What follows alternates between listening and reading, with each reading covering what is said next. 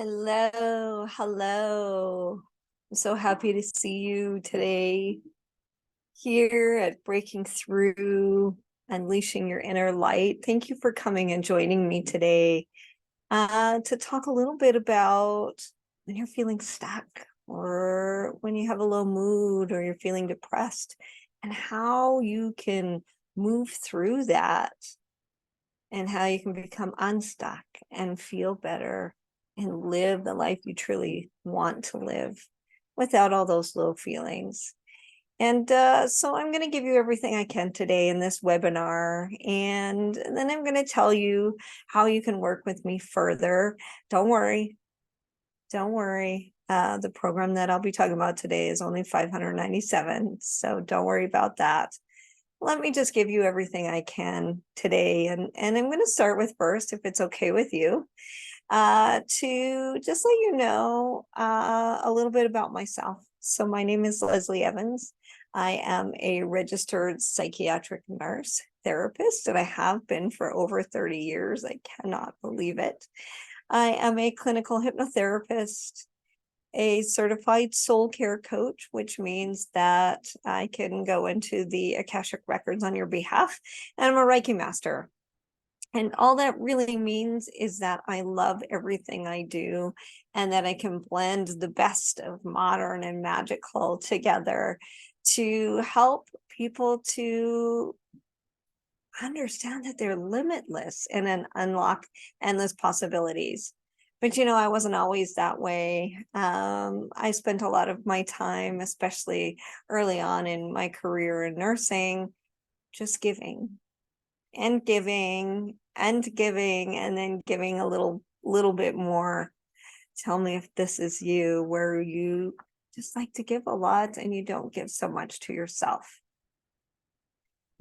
That was me. I graduated psychiatric nursing. I married my college sweetheart. I got a job in public health. We bought a house. We had 3 beautiful girls. And I was primary support to my mother. And during all of that time, I was just giving. I gave at work. I gave at home. I gave, to friends, to church. And I was just always giving. And what I did was I forgot to give to myself. And I lost myself to all of those things and those people that I loved and all those people that I was taking care of. And there was one day when I was having a conversation with my eldest daughter, who was 16 at the time, and she was having trouble with a boy. You see, she loved to dance, she loved to sing, she loved to do all those things, and she was giving those things up. She wasn't showing up consistently to her dance classes that she had loved for so long, and she was doing things she wouldn't normally do just to be with this boy. And of course, I gave her the great motherly advice that if they love you, they'll support you 100%. And if you're not doing the things you love, and if you're not doing those things that you're passionate about, then it's not the place for you and it's not the relationship for you. You are important and should be all that you want to be. But as we had that conversation, as I went home that evening, I realized that she wasn't just doing this on her own, that I was actually modeling to her that everyone else came first and that I came last and that my needs weren't very important.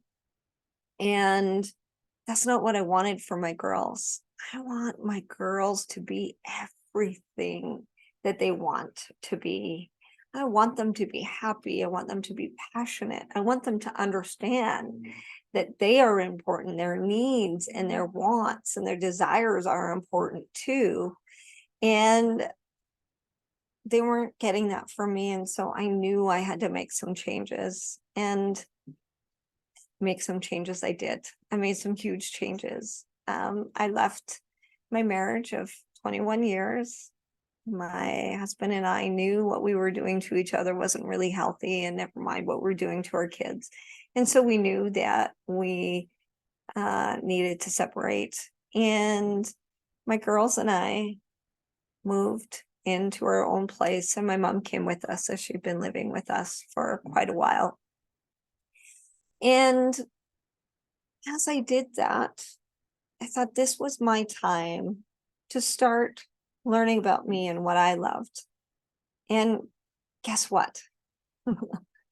I started to worry about everyone again. I started to worry about how my girls were adjusting, how my mom was doing, my clients, making sure they were still doing okay. And, I was looking after everyone, making sure they were doing okay. And guess what? I wasn't taking very good care of myself. And I can remember I was driving home from lunch one day, and I don't even know what it was. Going through separation and divorce is never really that fun, even when you know it's the right thing to do. And I was driving back to work. I don't know what it was that kind of threw me over the edge, but I knew I had, it was a tough one. And I can remember driving into work. I still had 3.25 hours to do in urgent mental health. And I stopped, I parked my vehicle and put it in a park. And I can just remember sitting there taking some deep breaths and walking in and doing my job. And I was really good at it. And I did my job for that 3.25 hours. And at the end of my shift, I was looking for my keys. And I couldn't find them. They weren't in my purse. They weren't in my pocket. They weren't in the usual spots. And I just remember thinking, well, I must have left them in my vehicle. I sure hope it's still there. So I walked out slowly, and yes, my vehicle was there, but I had left it running that entire 3.25 hours I was in at work. It had been running the entire time. And so I got in and I turned it off. I'm not sure why I thought that was important at that moment, but I turned it off.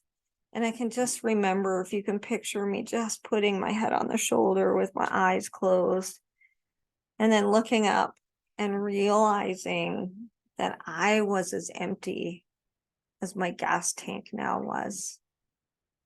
I had left myself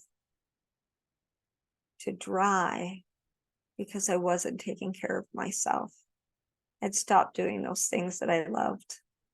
And I knew it was time to change.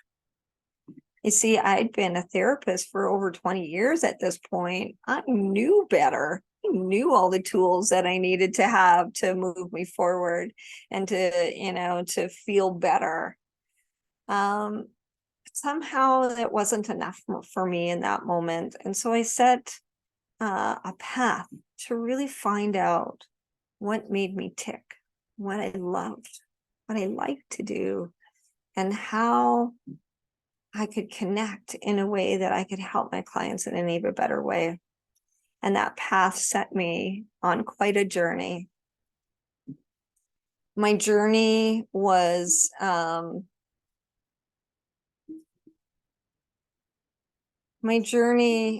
included, being able to,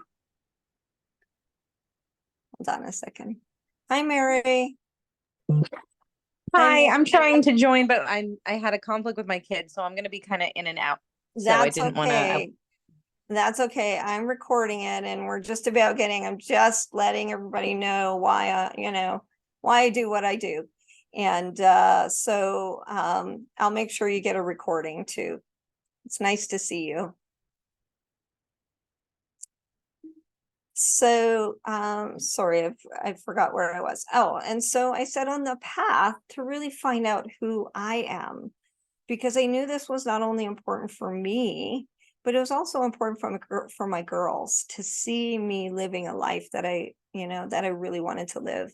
And that's when I connected with mentors and teachers who taught me about this whole other amazing healing in the complementary therapies like hypnotherapy and the Akashic records and Reiki and all of the other things.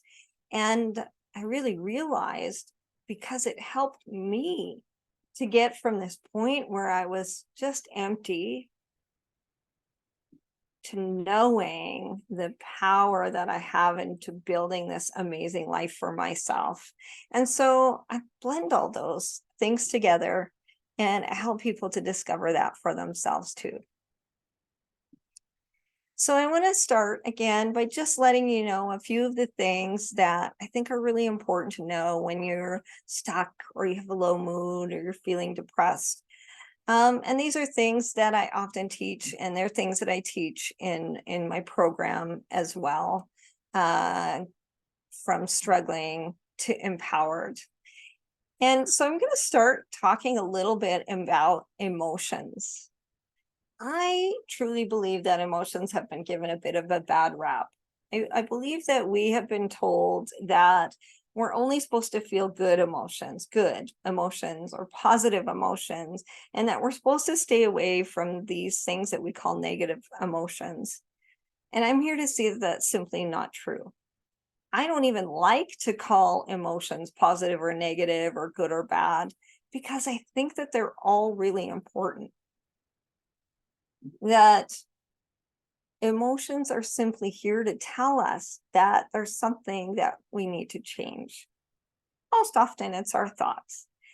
And so if we look at emotions in that way, that they're guides or flags to tell us that we need to look further into things, then they're not so heavy. But what I want to start with is, I think it's really important for people to start building awareness of what their emotions. And I think the best way to do this is to just start checking in with yourself several times throughout the day. Just sit and name your emotion. And I like to take it a step forward, a step further than that. I like to name 3 emotions that I'm feeling. And here's why. We often don't feel our emotions until they're really, really strong, or we don't give them a description until they're really, really strong. And it's really important to start feeling those emotions when they're at a lower rate, so that we can start doing something about it before they get to that really strong. So that's one reason. But the second reason is that we often just kind of call ourselves one emotion that we feel a lot. So I've heard people describe themselves as anxious or depressed or angry or any of those kind of big emotions. And that's how they see themselves, when there is so much more to people than just that big emotion. And I'll give you an example. I had a client that I worked with who described herself as an angry person. And I said, "Oh, I think you probably have other things there, but let's see." And that's how she saw herself. And it colored everything she did in life, her relationships, everything, because she thought she was just this angry person. And so I said, "All right, 4 times a day, I want you to just write down, check in with your emotions. There's no judging them. There's no explaining why. Let's just check in with your emotions. And then I want you to rate each emotion from 1 to 10. And so when I met with her the next time, we looked at those emotions, and what she found out was that sometimes she was scared. And that being scared, especially for her kids, turned into anger. And sometimes she was embarrassed. And when she got embarrassed, she got angry. And then sometimes she was worried. And that worry turned into anger. So you see, she wasn't just angry, she just had not recognized those other emotions that pushed her into that angry state that she was most comfortable in. And so in recognizing that, she was able to start changing those things when she started to feel embarrassed or she started to feel fearful. She could start to recognize that and say, "Okay, what do I need to do? I can start to feel these emotions coming on.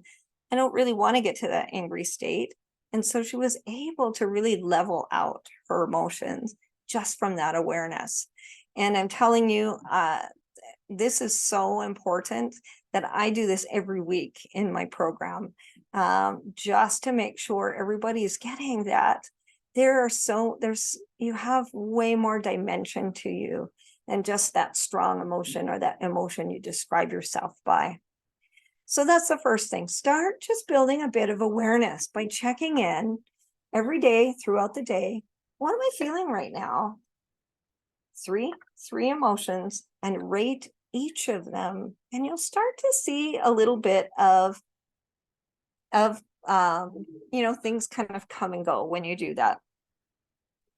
And so that's the first thing. The second thing I want to talk about here is behavior. So as you can see, this is a bit of a cognitive behavioral approach. And yes, I do go from that because I think it's really important for anxiety and depression. So often what happens when we have a low mood, or we're feeling stuck, or we're just, not feeling motivated, we can start to replace healthy behaviors with unhealthy behaviors. So what do I mean by that? So sometimes we do things for short-term gain and it leaves more long-term pain. So let's just say, you get up one day and you're like, you know what? I don't really feel like having a shower today. And in the moment, that feels good because you don't really have the energy for that. But then the next day goes by and you don't have one. And then the next day goes by and you don't have one. And there's that long term. It just gets harder with each day to have that. Or maybe you're feeling a little bit down about your business. And so you're just like, you know what, today I'm not going to take those steps that I would normally take. Today, I'm not going to do those follow-up emails. And then the next day goes and I don't feel like doing it today. And the next day, and it's this, okay, it gives me that short term where I don't have the energy to do it, so I'm not going to do it. But in the long term, when you're not following up with your clients, it means you're not getting people coming into your business. And this can happen in all sorts of things. We can get too much or too little sleep. We can start to use substances like alcohol or drugs or things like that to try and escape. It's that short-term gain, which leaves long-term challenges. The other things might be, maybe you just don't feel like going out or connecting with people as much. And so the longer you do that, the harder it is to do. So how I like to work on this is, and you'll have heard me, if you've heard me before, you'll have heard me say this, small steps. It's really important to take small steps because it's challenging when you stop doing some things that you know are healthy. It feels really hard sometimes to get back into those things. So taking small steps. And so the thing with this is we really need to break things down. So I'll give you an example. I had a client who had let her paperwork pile up, her personal and business paperwork. And because of that, she really couldn't get anything done. And every time she looked at it, she just got overwhelmed and she shut the door. And so it wasn't getting done. And so we developed a plan for her to start doing this, to start working on this paperwork. And so we decided what she could do was go through 10 sheets a day. And she put the time of day that she was going to do it. She was going to do 10 sheets in that pile and decide whether they were urgent, filing, or toss out. And so that's what she did. And she did that every day. And what happened is once she started to get in the habit of doing it, she started to feel better about herself because she was getting some things done. And then she started to do a little bit more than 10 pages every day. And it took her 2 weeks, but she got that done. So it's really about breaking it down into really easy steps that you can take. And this is what I find with most of the people that I work with that are stuck. They're trying to take a step that's too big. And boy, do they ever judge themselves. I should do this. I should do that. I should be able to do this. And you know what? No, you shouldn't. It's okay to break things down into small steps because that's how it's going to get done. So if you're feeling stuck, it's most likely because you have too big of a step and we need to break it down. And so I do a lot of work in my program from struggle to empowered. We do a lot of work in just helping you to break things down. And in fact, we'll take one or two of the things that you would really like to start working on, and we'll break that down for you and get you a plan in place to start doing those things. The next piece that I think is really important for you is looking at your thoughts.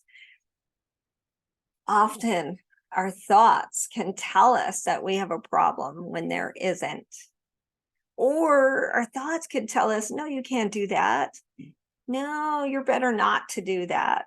Our head and our thoughts can tell us so many things. But what you've got to realize is they're just thoughts. They're not always the real thing. They're just thoughts. And so it's really important to start challenging those thoughts a little bit. And how do we do that? How do I challenge this thought that keeps coming at me that just makes me feel terrible? Well, here's the thing. I have a whole worksheet on how you challenge this. And we spend a lot of time here because I think it's so important for you to learn how to challenge those thoughts. And because this is the work where we can change our thoughts to start working for us rather than against us. And so the first thing is to really just to start to hone in on what you're feeling, what the thought is that's bringing up those emotions. So really looking at that hot thought, what is it that's bringing up my emotions? And then starting to come up with evidence for and against that thought. You see, because I'm not just all about positive poly where you don't believe, the statement at the end. We want to take into account that sometimes things aren't as good as we want them to be, but also the evidence against that thought can show us that it's not always true. And so when you can come up with that balanced statement, then you can start to look at the situation in a balanced way and make your decisions on what you want to do next from there. So I had a client who was taking something very personally with her friend. I think her friend canceled a date with her, and she was taking it very personally and just felt like her friend was angry at her and didn't want to be her friend anymore. And so we looked at that. So she was feeling hurt, she was disappointed, she was totally upset. And so really that hot thought was that her friend didn't want to be her friend anymore. And so we looked at some evidence for, and the evidence was, yes, her friend canceled the date. And that she had another friend who canceled a date at one other time too. But the evidence against it was she has gone out on other times with her friend and had a great time. And that she had in fact canceled a date with her friend because she wasn't feeling well. And it wasn't because she was mad at her friend. And that her friend had said, I will let you know when I'm ready to go and do this again. And so we balanced out that statement by saying, yes, my friend canceled on me. However, I have canceled on my friend before, and it was because I was sick. So that she could look at it in a more balanced way, that, the friend wasn't ending their friendship just because she canceled the date, that there were other reasons. And so with that in hand, she was able to go back to her friend and, talk to her friend. And guess what? They made another date. It wasn't about, the friend was, not feeling well and really needed to reschedule, and things were fine. But had she gone with those thoughts that her friend didn't want to be her friend anymore, she could have just not followed through and lost that friendship.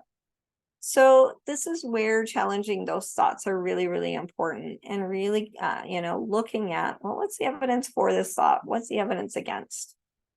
Now, if it sounds a lot right now, it's really easy once you practice it. And that's why I feel like it's so important that we go through this for several weeks, where you also get to go through one of your thoughts that aren't working for you. And we can, work that through for you so you can see how it works.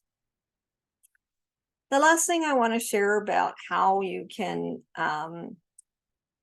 feel better and, start to unleash that inner light and let go of the low mood is presence. So often we squeeze out the present with worries about the future or ruminations about the past. And now, this moment is the only time we can truly feel. We can truly hear and see and taste and smell.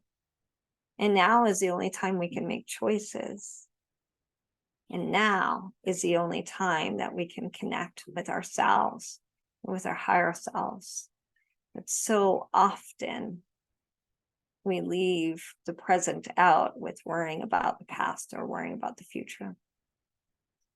Now, there are 9 attitudes that an guru in presence or mindfulness, John Kabat-Zinn, has come up with. And I think these are really important.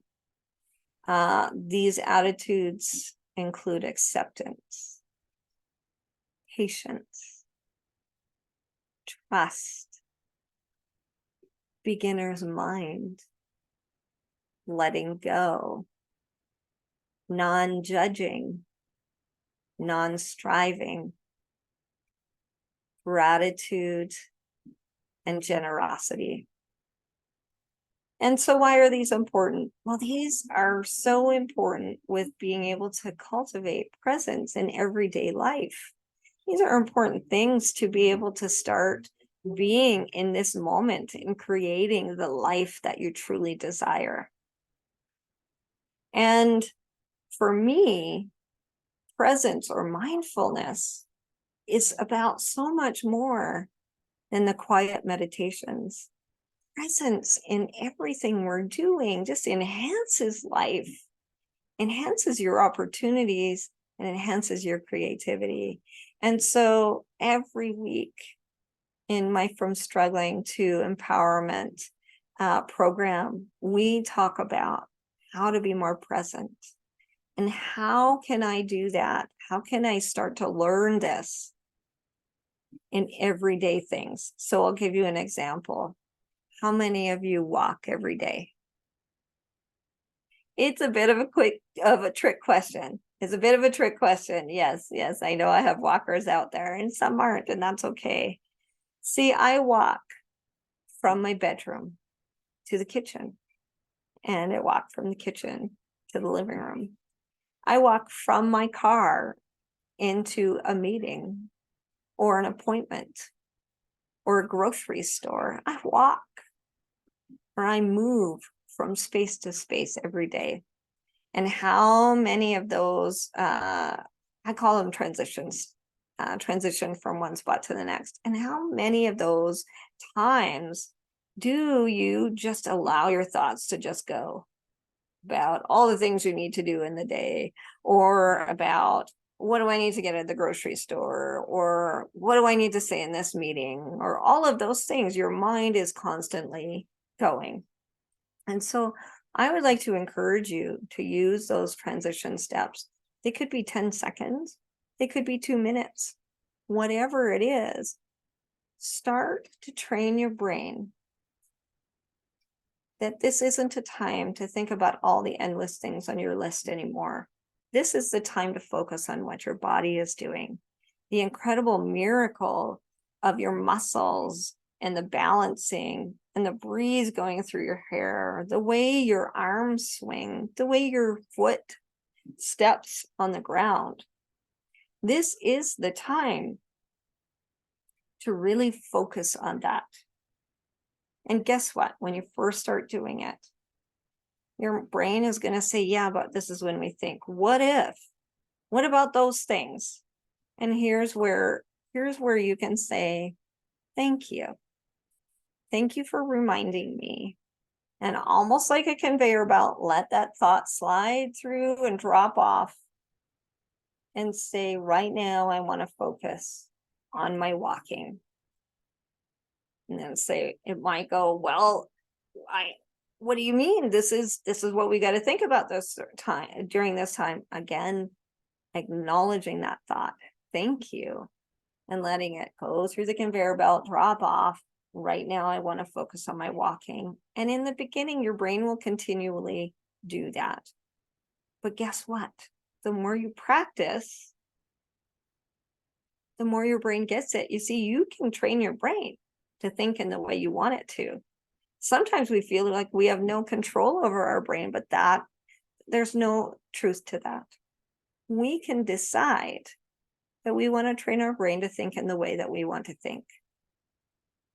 So again, acknowledge, allow the thought to drop off, and go back to focusing in this moment. I can tell you that just doing this on those transition steps throughout the day will bring up your low mood, bring down your worries, so you can be fully immersed in your life. And I'll give you an example of a client I was working with in the program, and he had been off work. He'd had some depression and some anger issues at work, and so he was just going back to work again. And he was like, I don't know about this, I think he called it hippie stuff that you're talking about. And he said, but I'll give it a try. And so when we came back to the group the next week and he shared with us, he said, well, I used your stuff and I have to say, I'm surprised. So he'd been back to work for a few days and he'd been called into the boss's office.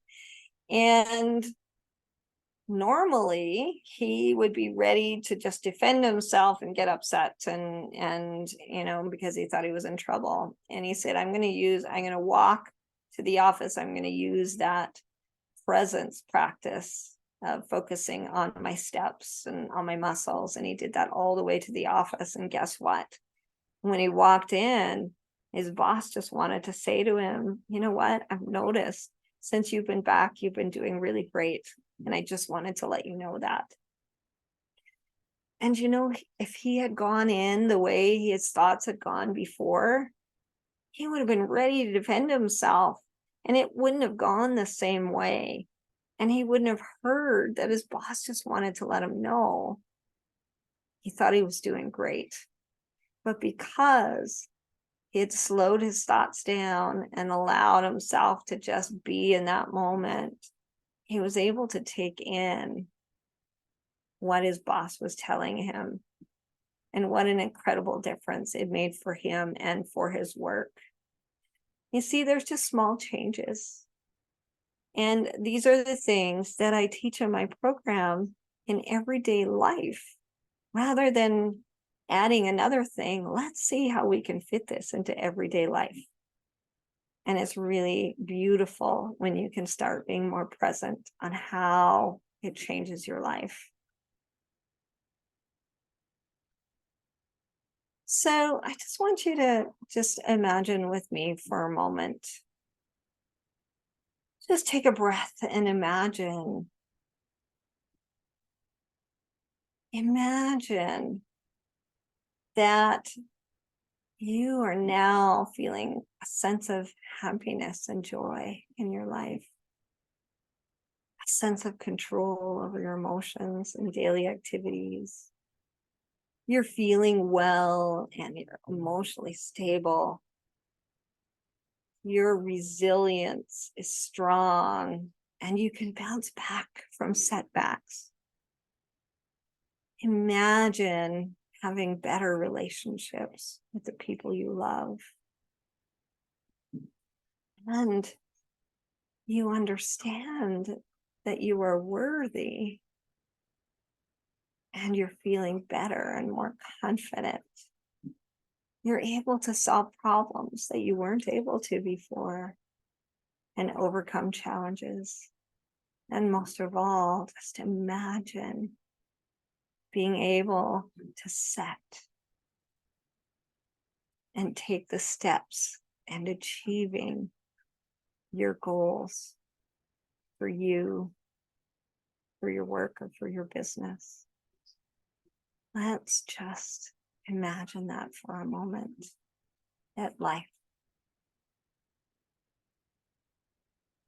Through the From Struggle to Empowerment program, we will meet for 6 weeks in 90-minute group sessions online. Each session is recorded, so if you can't make it, it's okay. I talk a lot with the people that are in my program. I do a lot of work together, and it's very much back and forth. It's not me just sitting and teaching the entire time. It's us asking questions and getting into things and making sure that you're learning the material. We go through the presence attitudes, like I talked about. We go through the emotions and how you can start to build that awareness and start to see yourself as more than just one emotion. We'll start to go through your behaviors, as I talked about. We go through if there's something that you've been avoiding, and we'll go through how we can break that down so you can do some of those things that you've left and that are piling up for you. So we'll work through that together. And I'll teach you how to challenge those negative thoughts that keep you from being everything you can be. I'll go through that whole thing. And we'll go through some problem solving. So I have a problem. Now what do I do? We'll go through a step-by-step approach on how to go through any problem and solving it. There's a private Facebook group where you can ask questions and where the recordings are stored. And there's some proprietary worksheets that I have that you'll be getting every week to be able to work on. And so you can start to feel better and know that you're taking the steps to a great life for yourself. I'll also provide you with a recorded hypnosis that will help you at a subconscious level start making those changes that you want to make. And near the end of it, we will go through a group Akashic reading. And the Akashic records are where your soul's journey is recorded. And so this is any and all lifetimes that your soul has gone through. And so when I go into the Akashic records, I can gain insights at a soul level on, the things that are impacting you or keeping you from being everything you want to be, and some steps to take forward. So we'll have one of those as well during the program. And with all of those things, we'll take you from struggle to empowerment, to living the life you deserve and knowing that you're worthy. Now, I just want you to take a moment to just imagine that you've left this webinar without saying yes.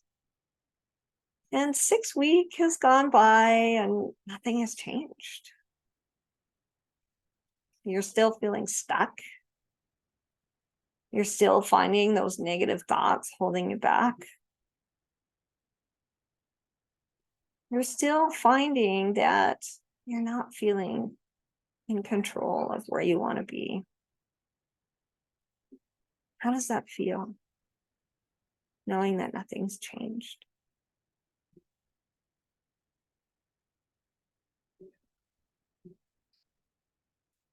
Now let's just shake that off.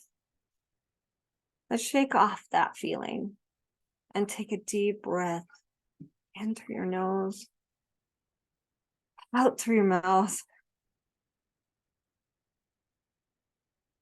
And close your eyes and imagine in just 6 short weeks, only 6 weeks, feeling a sense of happiness and joy and fulfillment in your life.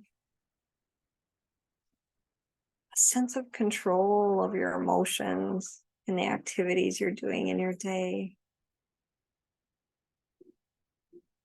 Feeling well, feeling emotionally stable, strong in your resilience and your ability to bounce back from the small setbacks that happen in life. Better and closer relationships with the people that you love and you care about. Better connections. Acceptance of yourself and more confidence.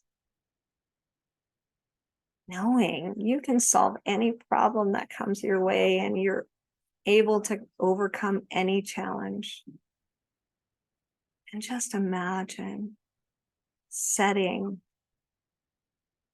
taking the steps and achieving those goals that you have for yourself, for your business, and for work. How does that feel?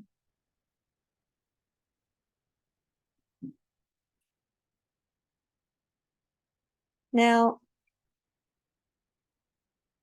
I'm putting a link in the chat. And I invite you to join me in the From Struggle to Empowerment group, where in only 6 weeks, you can make those changes. You can have those feelings you just imagined. The investment for the 6 weeks is $597. And to make it easier, I put it 2 payments of $359 if you'd rather. Click the link and join me and see the difference 6 weeks can make when you have the right support. Join me to take the steps toward your transformed life, from struggle to empowerment. I can't wait to see you and make this journey with you. Click the link and let's do this.